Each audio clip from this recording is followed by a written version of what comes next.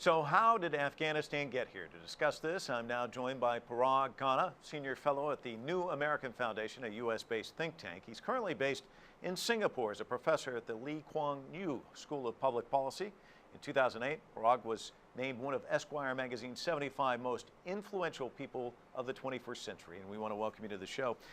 Some folks might say this is 12 years of foreign occupation. Others might say it's 12 years of nation building. However you look at it, has there been much progress in Afghanistan? I guess it's the number one question after these 12 years. Well, that is something that one can hardly debate. If you think about the situation in Afghanistan and its state of affairs during its civil war and under the Taliban, of course it was one of the single most regressed, broken countries in the entire world, along the lines of what we think of when we think of Somalia. So it clearly has come a long way from that very low base. Think about the size of the economy. Think about life expectancy. Think of the number of people who get medical care. Think of the number of children in schools. Think of the infrastructure investment that is now there in the country. So clearly there has been progress. It has been a very painful period. It has been both occupation and nation building, as you suggest. It has been very messy. It has been very expensive. It has been very bloody. Perhaps there could have been other ways to go about it. So how not to do this? What would you say are the biggest U.S. failures when it comes to Afghanistan? And you're right to point that it was largely, of course, a U.S.-driven effort. Remember that on September 10th, 2001, the United States was not planning on invading Afghanistan, bear in mind, as broken a country as it was. So it was a U.S.-led effort after 9/11 to invade the country. That invasion did grow into a very large, sizable military occupation, focused first on national stability, on driving out the Taliban, then on counterinsurgency, now on government building and regional institution building. So there has been a very large scope creep, as we call it, a very large expansion of the mission with a very heavy foreign, particularly American footprint. And that footprint has, of course, dissipated or sucked away some of the national resources that could have been directed into indigenous institutions. You mentioned colonial, so let me jump on the phrase that I'm sure you're very familiar with, the Great Game, a term that was coined back in the 19th century when Britain and Russia were trying to gain control over Afghanistan. And so 200 years later, there's still a great game underway, and if there's one thing that can be gleaned from this game is that the Afghans have been underestimated by these great powers time and time again. Yes, that's true. There are two dimensions to this question. What you raised at the beginning about the Great Game in the 19th century imperial struggle to control the buffer zone, if you will, of Central Asia is one much long-term, longer-scale geopolitical process. Then there is simultaneously the issue of the underestimating of the local population. On the latter issue, there's of course no dispute. That's what we're still facing today, and that's why, of course, we have the beginning of negotiations in Qatar between Western diplomats and representatives of the Taliban. So clearly, the Taliban has been underestimated, and the Afghan Mujahideen forces more broadly, and the Pashtun population and their strength of nationalism, all of those have been underestimated in the last 10 years, both in terms of their military as well as their political resiliency.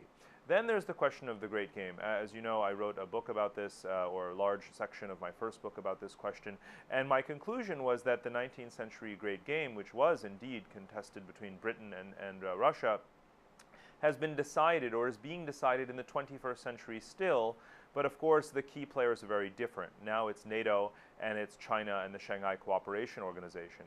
And as you know, I have sort of preemptively declared that I envision a long-term quote-unquote victory, if you will, for the Asian adjacent countries that share borders with the region, particularly China. So as we enter this transition phase in which American forces withdraw, the NATO presence diminishes, I do foresee that this 19th century question about which great power will have the most influence over the region, I do believe that that is going to be China. Let me, I want to play a clip for you from President Karzai. He's urging the Taliban to return to the negotiating table. Let's listen to this, and then I want to get your thoughts on that. We want peace and stability in Afghanistan. We want the return of the Taliban back to their country. We want them to be part of this society and this polity and to work for their own country. Now, you're teaching there at the Lee Kuan Yew school, and Lee Kuan Yew has talked about nations and tribal nations. And he said that tribal nations, getting them to be a democracy, they generally go right back to the status quo. They don't usually know how to count votes. And so is this really his vision? Is it a reality? Because everyone I talk to says the minute the forces leave, there's a good chance there's going to be more civil war. It could very well be the case, no doubt. Indeed, one could argue that there is an ongoing civil war, of course, and insurgency, and the lines are very blurry. There is still a great deal of violence, of course, in the country still. So Afghanistan's hope, President Karzai's hope, is, of course, not to build Singapore. But he does want there to convert the centuries of national identity that the Afghan people do have into a modern state structure. And so his words are actually very specific. He's saying he wants the Taliban to come back to the country. What does he mean by that? Of course, he means he doesn't want them to be operating out of Pakistan and operating an independent diplomatic channel to the West. He wants them to be part of and based in the Afghan sovereign territory. Secondly, he wants them to be part of the political apparatus. He wants them to be normalized, not a fringe group operating a separate insurgency attempting to control its own territory, but instead to integrate themselves into the parliamentary and other political structures that exist in the country. Let's talk about Pakistan, because you brought it up. India and Pakistan, it really can't be a country that's really stable without cooperation from both of those countries, but they both have competing interests. How do they play into all of this? Well, Pakistan is perhaps the most, because of course the role of the Taliban seeking and having a safe haven and base of operations from within Pakistani territory, the influence of the ISI, the Pakistani intelligence services, in their ability to shape the Taliban and to offer it not only safe harbor but access to resources, weapons, and so forth. So Pakistan is in this situation quite a bit more important. There has been a substantial amount of bilateral tension between Afghanistan and Pakistan. They've quite frankly never really been able to get along. I do fear, as you suggested in your question, that with the withdrawal of Western forces, the Pakistani view would return us actually to the early 1990s, when it was in fact Pakistan, indeed under civilian governments, that helped to nurture, support, strengthen the Taliban and push them back into Afghanistan in the first place, out of the large refugee community there.